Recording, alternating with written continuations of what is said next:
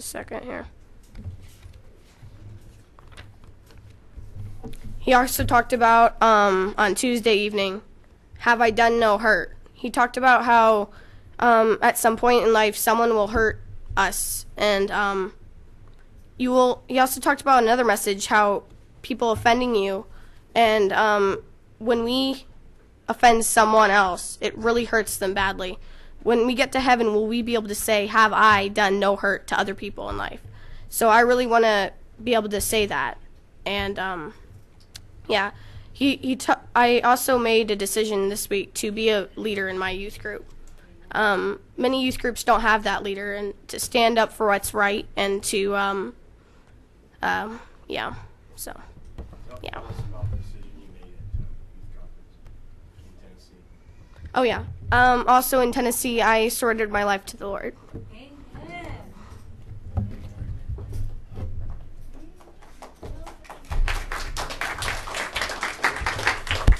Okay, John. Ready? Okay. Good. Hello. Well, as you know, I just came back from camp. And it was a lot of fun. And Pastor Al Stone, he's probably one of the most helpful preachers for a teenager. He really helped me because he went through public school too, and he knows what troubles you can go through there. And there was one sermon to be a leader, and so I wasn't much of a leader. I was more of a follower. But at public school, you're sort of gonna be a leader. You're sort of taking that role, and it really helped because I didn't really do much. I didn't hand out tracts. I didn't try inviting them. Only once in a while, only my closest friends. But then he said that, I sort of took it in like to be an opportunist to give more tracts out whenever I have the chance. Sorry. And then there's another message, altars, images, and groves. There's some things I left out that I didn't take down, that some 6 kings were right but not right on. And I'm not right on, but I'm partially right. And it really helped. And the last sermon on Thursday evening, second last, playing at the foot of the cross, I just realized that, will I keep these promises I made at camp, or will I just forget them the week afterwards? And hearing that sermon about how Jesus died for us, that really helped me keep my decisions. And there was a verse that morning, 1 Peter 5:7, casting all your cares upon him, for he careth for you. That really helped me. Like, that bugged me throughout the entire day. Well, he really cared for me, and I'm doing nothing. I know I've heard the gospel many times, but some people at public school, they just don't want to, but I want them to. But I'm not doing anything at all. So, yeah. Thank you.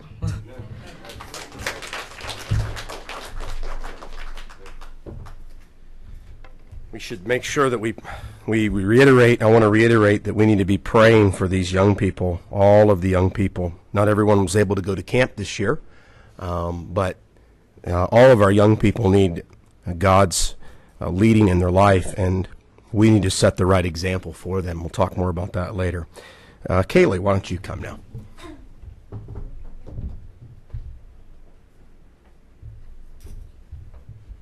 Yeah, so we just came back from camp. Saturday I slept until like noon, so I felt pretty good after that.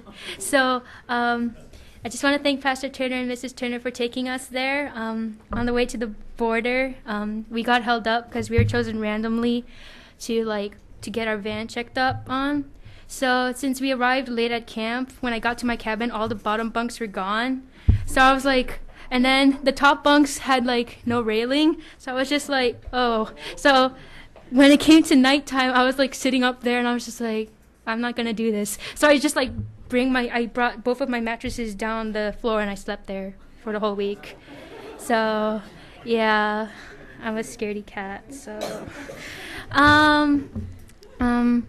Pastor Al Stone was our preacher for this week. He is a really good preacher. For teenagers, he really gets like close and personal, and he understands what we go through in our lives. And the message, all the messages spoke to me in some way, shape, or form. And on Wednesday evening, he spoke about altars, images, and groves.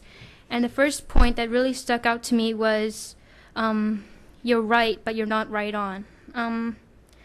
As he preached about that, I kept on thinking, I feel like he's talking to me, because I know that I knew that I was just giving my life partially to God. I knew that I wasn't living fully for him. And when Thursday night came along and about playing games at the foot of the cross, it convicted me, because Christ gave his whole life for us, and I was just giving a part of my life for him when I should be giving everything for him. And I'm okay. And it made me upset at myself, because Christ did everything for us and he cares for us. And then sometimes I'd be like, oh yeah, I know that. And then I wouldn't like really take it personally into thought about how much he loves us and how much we owe to him for giving his life for us. And then he talked about on Friday morning of what will it take for you to walk away. And the first point was, would I walk away if I was offended? And you will only be offended if you let yourself get offended. I know that at times I can take things seriously, and it made me think, like, how am I reacting to things? Like, am I like getting upset that it'll make me want to turn away from what is right and to stand up for Christ? And would I walk away if I was offered sin's opportunity? Because it is so easy for teenagers to get tempted into doing something that is not right. It's easy for us to just, oh yeah, that looks very appealing, I'll just go with that. I'm sure it won't like cause any problems, I'm sure. And a lot of people fall for that, and I know I did. And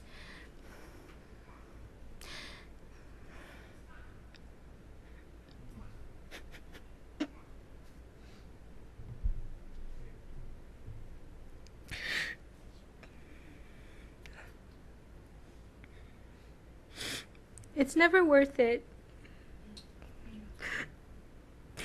And I feel like that every time I do it, I feel like I'm slapping God in the face. And he doesn't deserve that, because he gave everything for us. And for us to do that, it just breaks my heart of how I do that. And sometimes I'm not even thinking about it. And the last point was, would I walk away if I had no option? And at the end, he said, you may walk away from Christ, but he'll never walk away from you. And I know that I walked away from God several times. I'm like, okay, I can just do this by myself. I don't need him.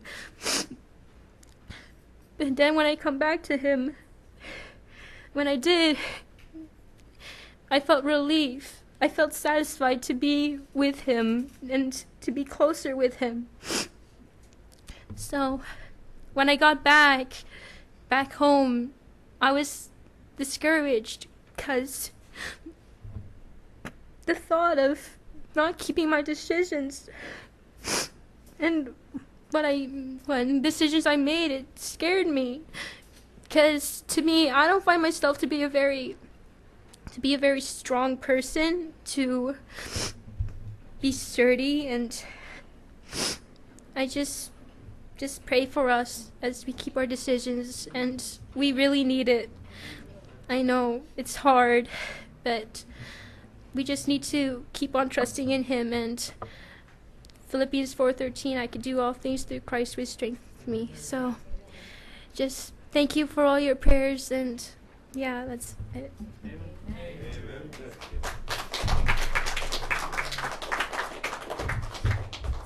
Great. All three of these have been very helpful. I hope that you're letting the Lord use these young people to speak to your heart as they are mine. And all right. Okay. I guess we're just going to keep going in order of age. So, Caleb.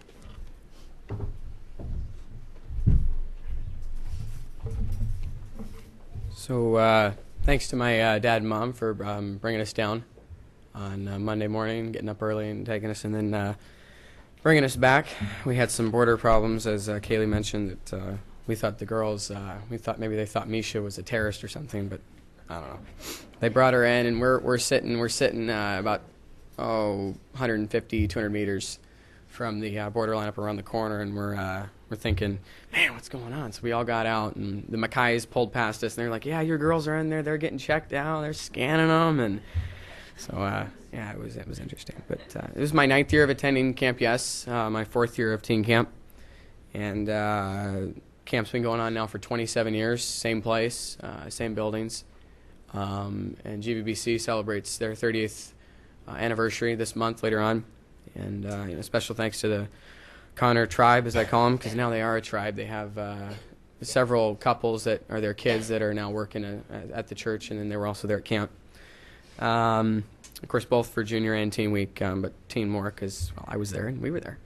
Brother Al Stone came from Ontario. I think it's Simcoe, isn't it?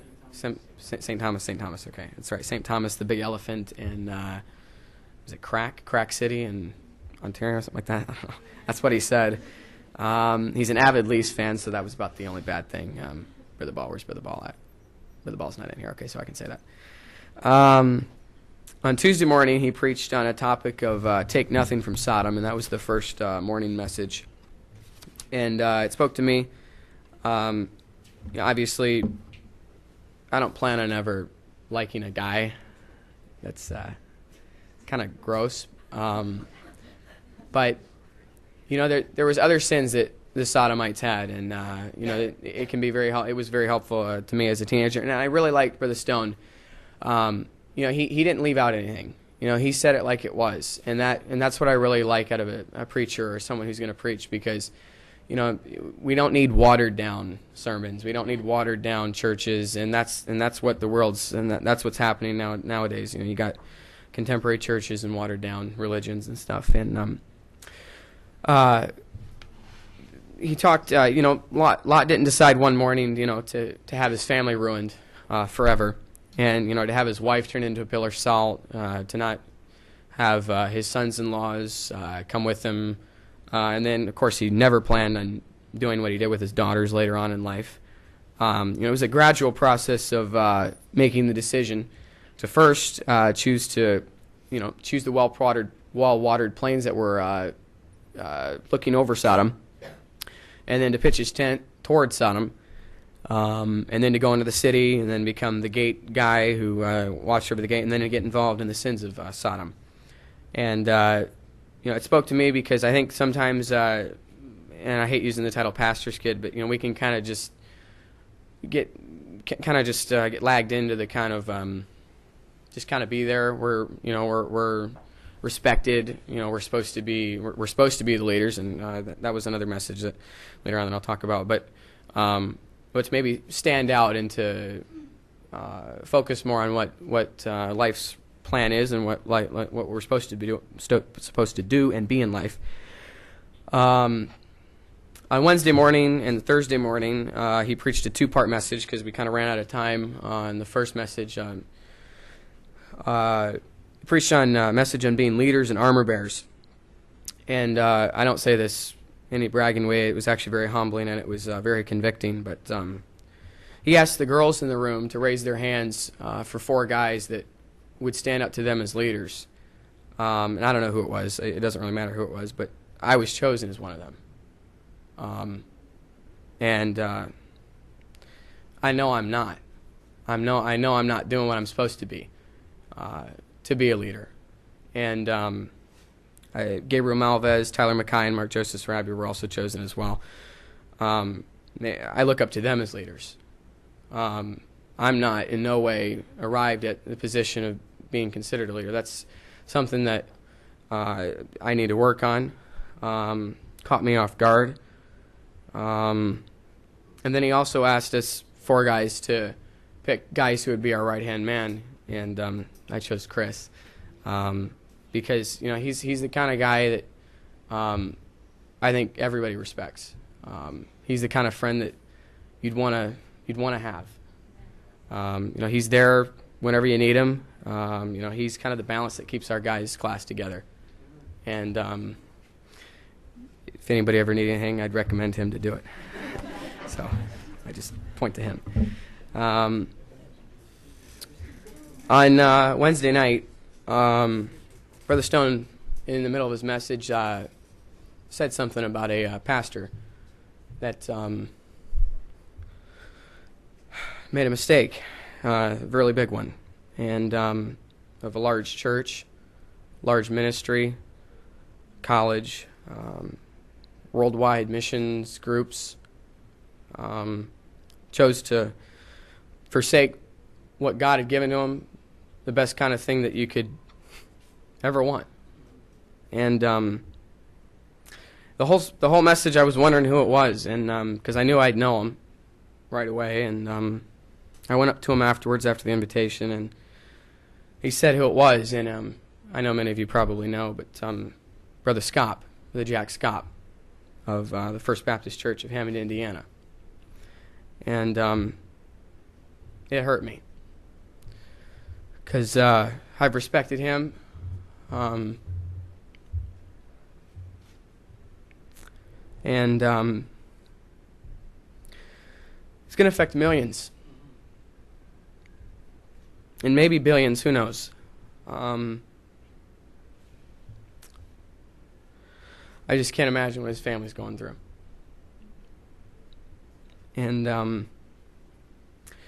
I went out and went into the forest and just was questioning God. Why him?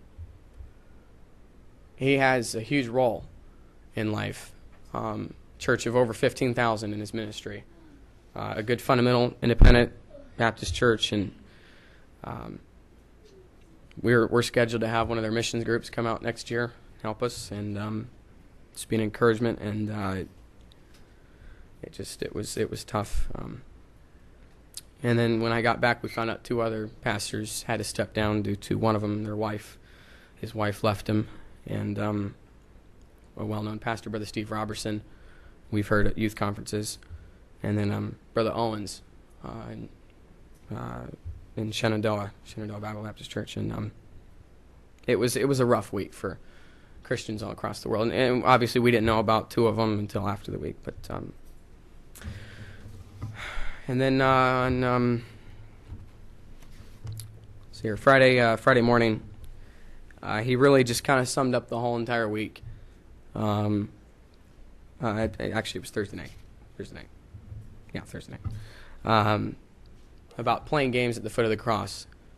And he told the story, of in the Bible, those Roman soldiers, they were down at the foot of the cross and they were gambling over his garment, how it was single, I think it was all woven in one process, so there wasn't seams, it was seamless, I think that's how it went. And, that can be the way that we are as Christians. If we're not careful, we get our eyes off what the main thing is, and it was very convicting. It was a great message to finish out the week. Of course, then on Friday, he kind of summed it up with the message entitled, "What Would It Take for You to Walk?" And said basically, would you walk if you were offended? If someone in the church offended you, maybe accidentally, maybe on purpose, would you still walk for Christ? Or if someone in the mainstream of life, would you still walk for Christ? And would you walk if sin's offered opportunity, whether it's a job or it's a position, making more money? Would you still walk for Christ? If that got in front of you, then you're not walking for Christ. It was kind of something for our future, because obviously we aren't going to get any big name contracts or anything right now, because no experience.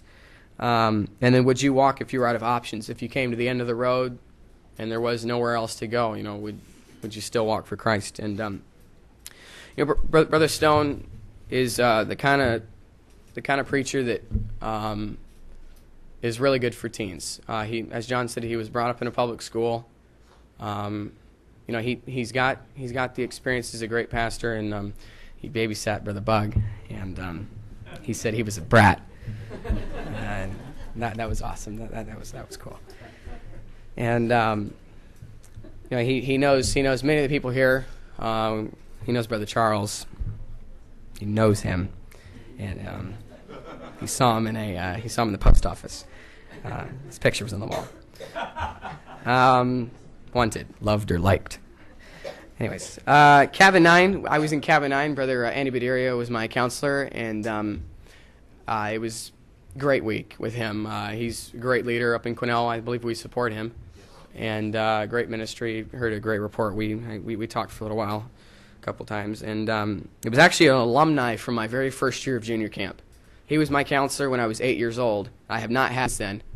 I had Austin Mackay, Jonah Connor, Gabriel Malvas in my cabin. I had not had Jonah Connor and Austin Mackay in my cabin since my very first year when I was 8 when we had Brother Badiris. It was almost like everybody just kind of was in the same cabin, and it was like, I don't know if it was scripted that way or not. And I also had Kevin Samilla, and he's not here, so we can talk about him. He sleeps with his eyes open, by the way. You'd think he was dead. I remember my first year at teen camp, me and Chris and Kev were all in the same cabin. I remember looking over, and he was breathing heavy, and his eyes were open. And we poked him, and he wouldn't get up, and we thought he was dead. It was, I went and woke up the counselor, and I was like, hey, I think Kevin's dead. So it was it's interesting, but they're on vacation, Kevin and Michelle are. I also had James Gordon from Brother Hallmark's church, and then Percy Batacula. And that was fun. And then Matthew, I don't know his last name. Was it Matthew Zing? Or he's one of the Filipino guys in their church. And he's a football player, so you don't mess with him. The food was good. The games were good. We had a good time. The food was really good. And we met old friends, made new friends. The food was good. There was a lot of people there that I hadn't met. It was really a good group of teenagers. I'm saying this from another teenager's perspective. There was no small group of teenagers that had a bad attitude. Nobody had a bad attitude. And it was very encouraging. I heard workers talking about it, that, it was one of the best years that they've had in a long time of good attitude. There were 73 total teenagers that were there. So there was 6 girls' cabins, 4 guys' cabins. We were outnumbered. But not outmanned. Jeffrey had a 1-pound burger. Lunch on Wednesday morning. Lunch on Wednesday. I was sitting at the end of the table. Basically, they have table for the guys' cabins, and we were on the third one. And he was on the first one because he was in the youngest guy's cabin. So I'm sitting there, and I'm eating my burger all the way, and I kind of do a double take. I kind of glance over there, and I glance back, and I had to do a double take because I saw a bun, burger, bun, burger, bun, burger, bun. 3 burgers, 4 buns, and he was cramming it into his mouth, and it was good. Yeah, I mean, it was awesome. I'm sure he felt it afterwards, but he ate it all. There was no wasting. Yeah. But no, I mean, Jeffrey, I don't mean to pick on Jeffrey. He actually, to be honest, and this is honest, he didn't really eat as much as I thought he would eat. He was usually the one that had to go up and get seconds. Because everybody in his cabin ate all the food, and he was left with nothing. So he usually had to go up and be the one who went up and get it. He burned the calories as his walk up, and then he ate them all back. On Thursday during lunch, they have cabin inspection every day. And basically the cabins get inspected by Pastor Connor every year, 27 years. Same thing, same walk through all the cabins, 11. This year they used 11, 10, 9, 8, 1, 2, 3, 4, 5, 6. And they didn't use cabin 7. And so he decided on the last day to go and check out cabin 7 because the door was kind of partially open. And so he walked in, and he could barely get the door open. There was, as he walked in, there was girls' clothes, girls' curling irons, blow dryers, makeup kits, and all the other stuff. This was a cabin that was not used. Nobody knew they were using it. So he opens it up, and he says for the girls who were using it to stand, and I think it was Erin Mackay, Christina Ferreira, Mrs. Beliveau, and then I think 3 or 4 girls from cabin number 2, a younger girls' cabin, following the older girls, bad leaders. And so he has, and Mrs. Beliveau used it herself, and so he had them all stand up, and so he asked Brother Stone, what should we do with them? Should we minus points off? And they ended up doing minus points. And so he said, well, I think we should all have mercy and grace and just be very considerate. And he's like, let's stone them! Let's stone them! Get the stones! And so the whole entire guy's side, we all stood up and we're going crazy. We're like, get the stones! Get the stones! And it was a wild cabin inspection. And then there was something else that happened, and we were having a good time. Anyways, let's see here. I got third place. No, not bragging. I got third place overall, the whole camp in the bump competition. Thank you.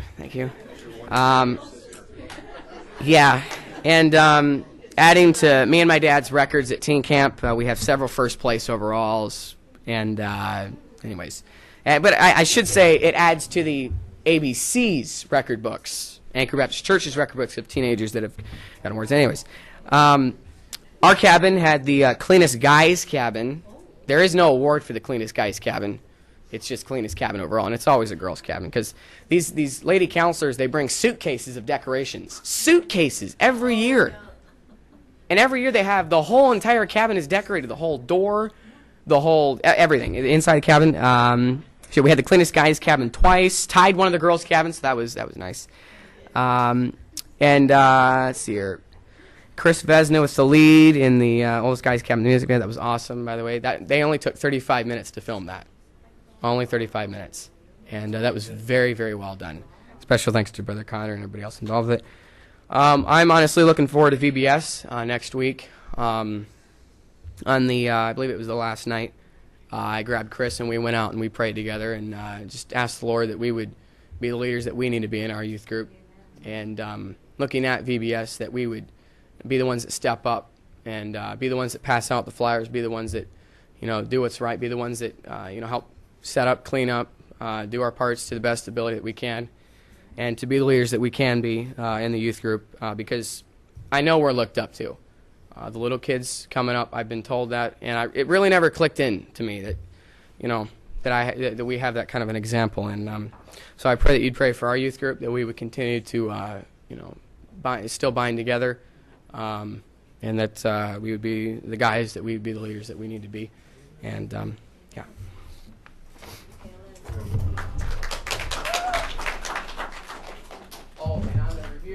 Sit down. Misha, okay. All right, Chris, we'll have you come, and then Misha, you can come right after Chris, okay? Okay. Well, about that music video, I didn't ask to be in that. I was kind of voted in for that, so I'm not sure if I could do that again. So this is a special year for me. This is my 10th year going to Camp Yes. And as you heard already, we had Pastor Stone as our preacher.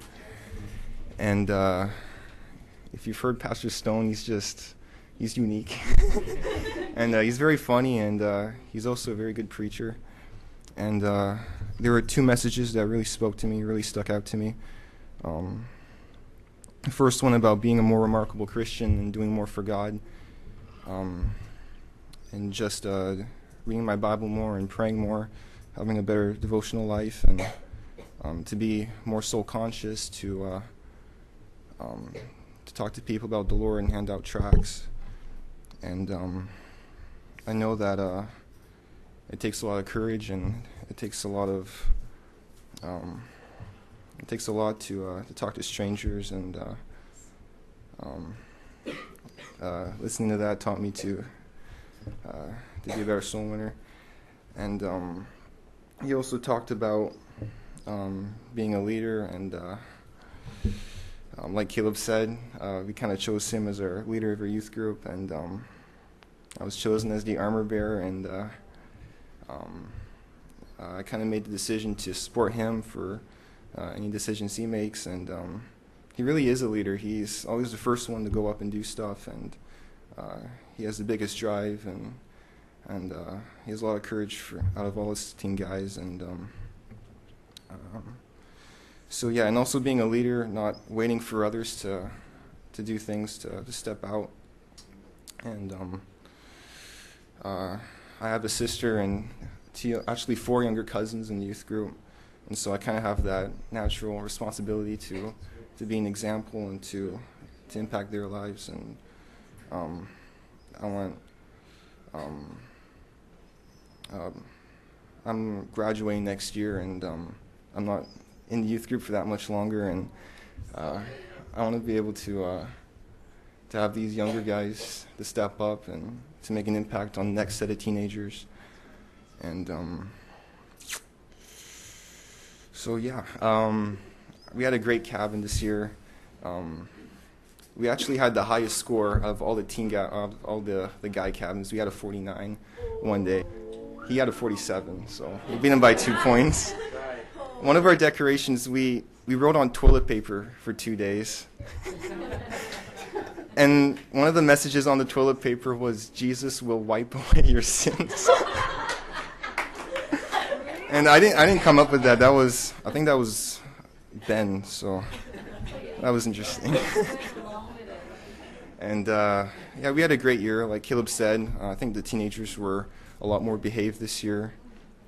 And Pastor Stone, man, he's just a great guy. He's very down to earth with the teenagers, and he's very relatable. And so yeah, I have 1 more year next year, and then camp's done for me. So. Thanks.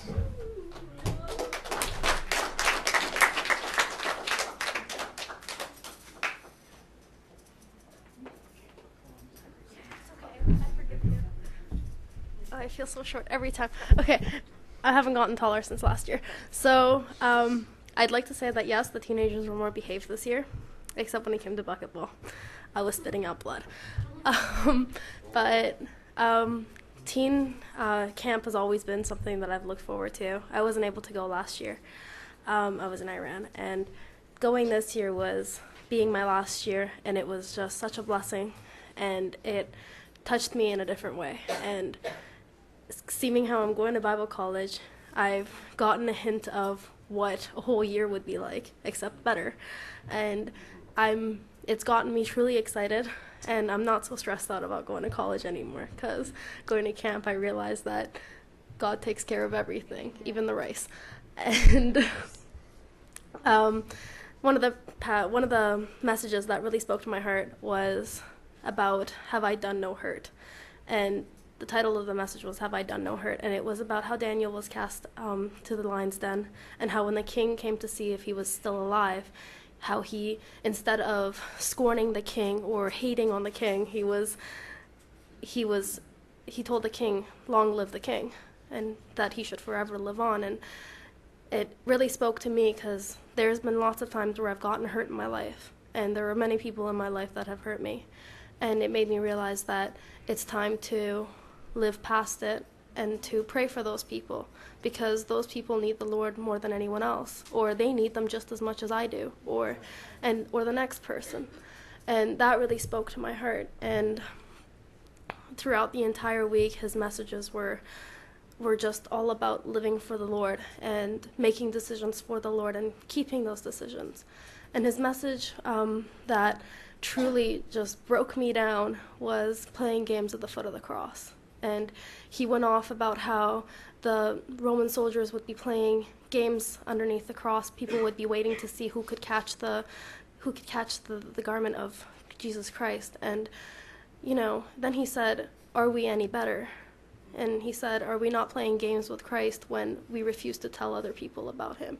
And aren't we playing games with Christ when we don't have the heart to show up to church every Sunday? That family is more important than church. And that aren't we playing games at the foot of the cross? And aren't we playing games with Jesus when we can't give 10%? And he's given 150%. He's given more than he ever needed to, if any at all. And it made me realize that at times where I feel like, oh, well, I'm doing this for the Lord, I don't know, I'm going here, I'm going there, and it's time to realize that those are all privileges, that you get to, that you actually have the opportunity to give to the Lord, and give to the Lord what in the smallest fraction of what he's done for you. And he owns you. It's your job. And you should be more than happy to be able to look at him and say, I am more than happy to live for you, knowing that you saved me from hell. And I can look at it and say that I know I've got some family that are in hell right now. And that it's a terrible place. It's a horrible place. It's a horrible thought to think that someone is in hell. And how thankful I have to be that I've had the opportunity to come to the Lord. And I know lots of people in Iran haven't come to that conclusion. People in Canada, people in my school, even my own family, there are people out there. And we have to be more soul conscious. And it really spoke to me, and I was truly touched. And it was really spoken to me that as someone who's gone through public school, someone who's been there, seen it, and in some cases been there, done that, that I should use the ability that God has given me, with the ability that I have to be outgoing. I have no problem talking to people, and I have never, I haven't used it to the fullest extent that I know I could to reach even the youth. And so in that sense, I know that although, leadership roles, I believe, are for the males in the church, there's no reason for me not to be a leader in my own community in my own little way. And in the people that I can reach, there's no reason for me to sit back and say, well, when it comes down to the Lord, I won't be a leader. When it comes down to picking where we're going to go, I'm all for it. I'll figure out what we're going to do, where we're going to go. But, when it comes to soul winning, or when it comes down to, going up to that person and telling them about the Lord, I'll let someone else take charge. And it broke me down. It made me realize that that's not what I'm here for, and that I'm not supposed to give. As one of the, as I believe Joe gave a testimony, she says that it's time for us to take the talents that God have given us, and instead of just returning it to him at the end of it, that we should do something great and mighty for him. And, I heard people giving testimonies about how they want to start a Christian club in their schools, and that they weren't allowed to do so. And I thought, the Lord was really with us that we've had something like that. And it's such a blessing that I've taken for granted at times. And, it was, for me, it was a huge wake-up call. And please pray for us that we are trying to stay awake and not fall back asleep. And as we go off to college, or as people who are finishing up, Carmen, Danielle, everyone that goes to college, to really take the routine of college and make it a daily life, like make it a daily routine, that it sticks with us for the rest of our lives, because living for the Lord is the greatest thing anyone can ever do. And one of the girls that got saved this week, she says that she's the happiest girl on the face of this planet. And it's time for people who are saved, to remember that joy, to remember that happiness, that being saved does make you happy, and that is where you get your happiness. And it's been a true blessing being at Anchor Baptist Church, and I'm thankful for Pastor, for Sister Becky, for driving us out there, and being stuck at the border, being pulled over because we're randomly checked, and for everything that they go through. And it sometimes feels like there is no fruit. And sometimes people look back and say, well, there's so many things that are being done, but, this is not growing, and, this is not happening, and people aren't coming. And it's just, I'd like to look back and say that I'd like to be that one person that could look back and say that their work was not in vain, and that it did help me make the best decisions of my life. And I don't want to be that person that they look back and say, they used to be a really good Christian. They used to come to church. And I know there are teenagers that used to sit in those very chairs that I know now are no longer in church. They're the farthest place from the Lord. And they're living in darkness, and they've silenced their Holy Spirit. And it's time to realize that it's time to wake up. And that's it. You don't want to fall asleep, because sometimes you fall asleep and you'll never wake back up. And it's sad to go to the Lord and say that you've done all this for me, but I just got so caught up in the world, I fell asleep and I didn't wake up for you. And so thank you for everything that you've done.